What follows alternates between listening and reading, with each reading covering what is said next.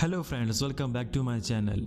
आज मैं जिस मूवी को एक्सप्लेन करने लगा हूँ वो फ़लस्तीन के एक छोटे से गांव में रहने वाली 14 साल लड़की फ़रा की ज़िंदगी पे बनाई गई है।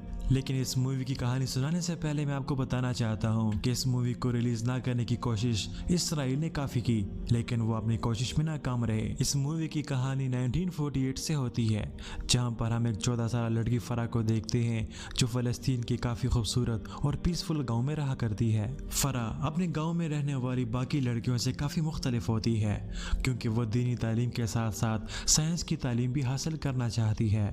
लेकिन उनके गांव में स्कूल सिर्फ लड़कों के लिए होता है और इस बात की शिकायत वो अपने शेख से करती है, जिसे मदरसे में वो कुरान पढ़ा करती है। लेकिन शेख लड़कियों की तालीम हासिल करने के हामी नहीं होते। लेकिन फ़रा अपनी दोस्त फरीदा की तरह शहर जाकर पढ़ना चाहती है, जिसके लिए वो हमेशा अपने फादर से भी एडमिशन लेने का कहा करती है। लेकिन फ़रा के फादर, जो अपने गाँव के सरदार भी होते हैं, वो फ़रा के शहर जाने से घबराते हैं और जल्द ही फ़रा की शादी करवाना चाहते हैं। लेकिन सरदार का एक दोस्त ऐसा भी होता है जो उसे अपनी बेटी की शादी ना करवाने और उसे शहर बेचकर तालीम हासिल करने के लिए कन्विंस करता है। और इसी तरह काफी कोशिश और फ़रा की जिद करने के बाद आखिरकार वो फ़रा को शहर बेचकर स्कूल में तालीम हासिल करने मान जाते हैं। और जब इसके बारे में फ़रा को पता चलता है तो उसकी खुशी की कोई इंतहा नहीं होती। उसी रात कुछ मुजाहिदीन सरदार से मिलने उसके घर आते हैं और वो सरदार को बताते हैं कि इसराइल ने फ़लस्तीन के काफी इलाकों पर कब्जा कर लिया है और उन्हें लगता है कि वो उनके गाँव पे भी हमला कर सकते हैं। इसी वजह से उनको रोकने के लिए उन्हें कुछ करना पड़ेगा। ये तमाम बातें फ़रा भी सुन लेती है, जिसे सुनने के बाद वो काफी परेशान हो जाती है।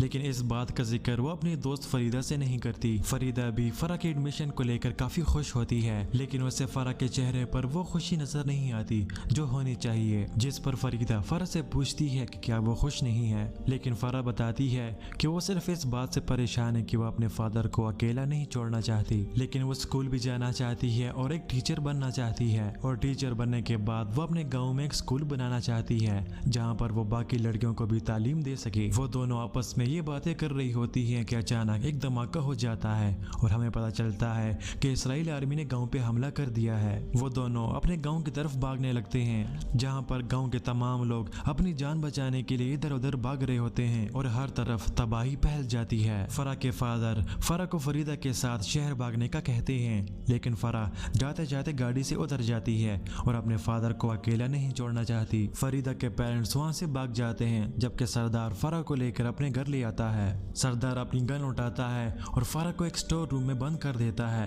वो फ़रा को बताता है कि वो उसे लेने जरूर आएगा और उसके बाद वो वहां से चला जाता है और फ़रा को ना चाहते हुए भी वहां पे रुकना पड़ता है। इसके बाद लड़ाई चल रही होती है और एक दिन गुजरने के बाद भी फ़रा के फादर उसको लेने नहीं आता, जिसके बाद 3 दिन और गुजर जाते हैं, लेकिन फ़रा के फादर उससे लेने नहीं आते। भूख प्यास से फ़रा की हालत बिगड़ जाती है। पानी ना होने की वजह से वो वहाँ पर सिरका पीती है और अपना पेट पालने के लिए कुछ गले सड़े खजूर और सब्जी खाकर अपना गुजारा करती है। उसके हाथ में अब भी वो एडमिशन पेपर होता है, जिसे देखकर वो अब भी अपने ख्वाब को जगाए रखती है। 4 दिन गुजरने के बाद आखिरकार वहाँ पर एक फैमिली आती है, जहाँ पर एक औरत एक बच्चे को जन्म देती है। ये देखने के बाद फ़रा उस आदमी को आवाज देती है। वो आदमी फ़रा के पास आता है और उसका दरवाजा खोलने लगता है, लेकिन अचानक वहाँ पर इसराइली आर्मी पहुँच जाती है। वो आदमी अपनी फैमिली को छुपाकर वहाँ से जाने लगता है और फ़रा को भी खामोश रहने का कहता है। लेकिन इसराइली सोल्जर्स उस जगह की तलाशी लेते हैं और उस फैमिली को भी ढूंढ लेते हैं। Israeli army